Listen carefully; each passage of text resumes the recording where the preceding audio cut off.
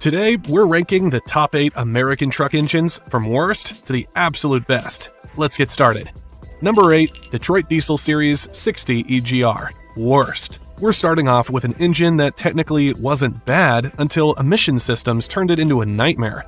The early Series 60s engines were brilliant, but the EGR era versions, especially 2004 to 2006, became infamous for clogged EGR coolers, cracked EGR valves, constant overheating, poor fuel economy, and endless check engine lights.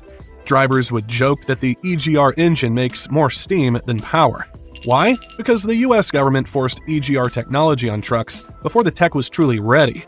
Detroit had to add hot, sooty exhaust gases back into an engine that was never designed for it, and the result was constant downtime.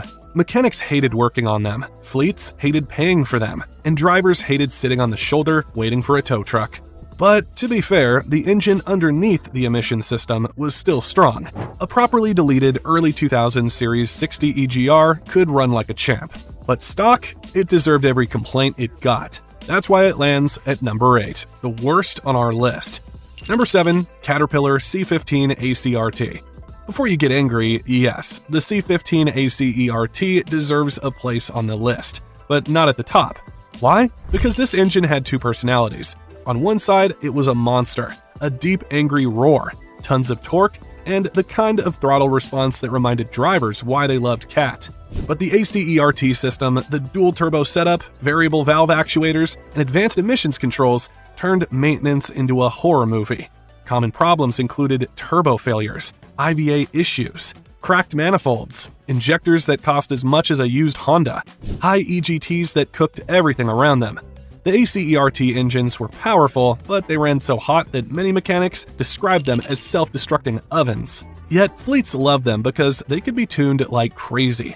A deleted, tuned ACERT could easily push 700 to 800 horsepower, and that made them cult favorites in the custom truck world. Still, the complexity and cost knock it down the list. A legend, but a frustrating one.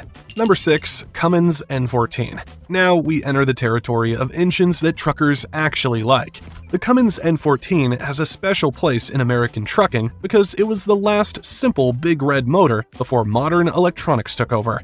Introduced in the early 1990s and produced through 2003, the N14 became famous for clean, strong torque, simple electronics, reliable injectors, easy repairs, and long service life.